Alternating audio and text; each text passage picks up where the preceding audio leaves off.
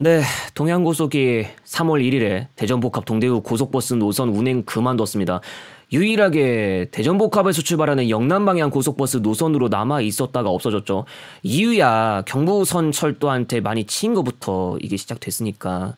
그런데 이게 없어지면서 포항을 포함해서 경부선 축은 철도가 아니면 절대 이동할 수 없는 경우까지 생겼는데, 아예 철도가 사건 사고가 발생해서 제대로 운행 안 되는 경우가 발생했을 때 좀 난감한 상황이 나올 게 좀 우려됩니다. 일단 이때까지 정리된 노선들이 어떤 것이 있는지 좀 얘기를 해보겠습니다. 2020년대 기준으로만 보면은 2020년에 김포공항 부천 논산 연무대, 인천공항 인천 양산 운행 중단됐고, 대전복합 포항 노선도 철수했습니다. 2021년 5월 1일에 고양백석 진주 노선에서 철수했고 모두 타회사와 노선 교환을 안 했습니다.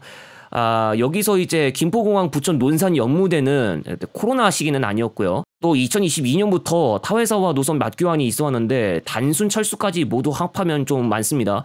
1월에 용인 광주, 서울 경부 안성, 동서울 광양 동광양, 수원 부산 사상, 서울 경부 평택 및 안중 노선을 금호고속과 맞교환하면서 당시 수원 부산 사상하고 서울 경부 평택 및 안중 노선 단독 배차가 구성되고 총 3개 노선을 정리했습니다. 6월에 수원 부산 사상 노선 운행 중단됐습니다. 운행 중단 전에 운행 횟수가 1회까지로 줄었다고 하고요.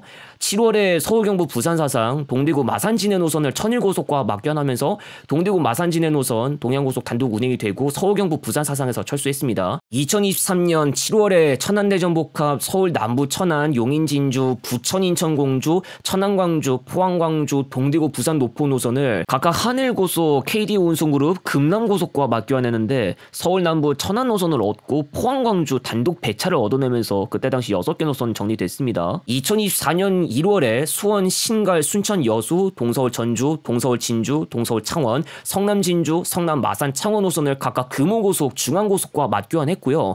포항 광주 노선도 그때 금호고속한테 매각하면서 총 3개 노선을 정리했습니다. 그리고 3월 1일 대전복합 동대구 운행 중단까지 2020년부터 2024년 3월 1일까지 정리한 노선 개수가 20개 가까이 되죠.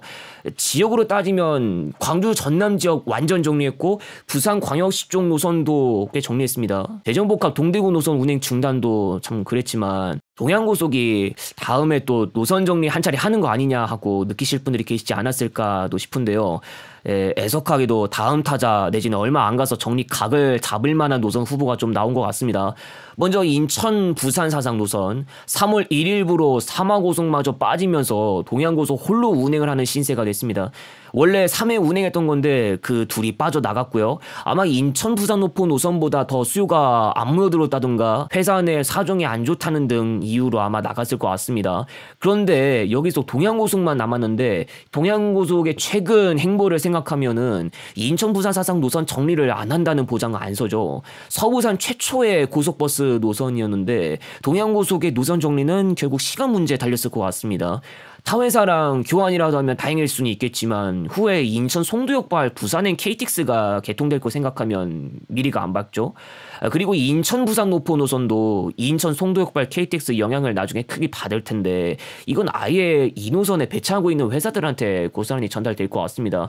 지금은 일자별 출발 시간은 일정한데 하루 운행 횟수 8회밖에 안 되는 실정이고 한 개 남아있는 심야차 운행도 인천 송도역발 KTX 개통 이후로 어떻게 될지가 장담이 안 됩니다.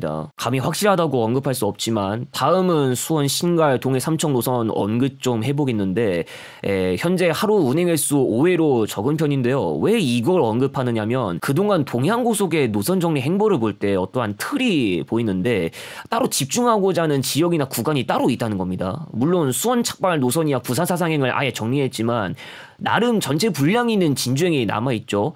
그런데 동해 삼척을 비롯한 강원도 자체가 동양고속한테 별 지분이 없습니다. 동부고속의 활약지가 오히려 되고 있죠. 역시 특정 지역 집중을 이유로 정리한다고 하면 수원 신갈 동해 삼척 노선도 그 정리 대상이 되지 않을까. 다만 타회사와 노선 교환을 하는 식으로 할 수도 있겠고요. 어디까지나 이게 예상이기 때문에 함부로 단정을 지을 수는 없습니다. 인천공항 인천 김해 노선도 운행 횟수가 적은데 이건 아예 인천국제공항이라는 특수한 수요가 뒤따라오는 노선이에요. 무슨 일이 있어도 김해까지 정리한다고 하지 않는 이상은 아마 적게 운행을 해도 노선을 꼭 정리해야겠다는 각이 나올지는 모르겠습니다. 자, 그렇다면은 부산광역시 쪽 노선 2개 정리가 예상되는 것이라 부산 서부터미널 완전 철수와 함께 부산 노포 착발 노선 2개만 남는 거죠.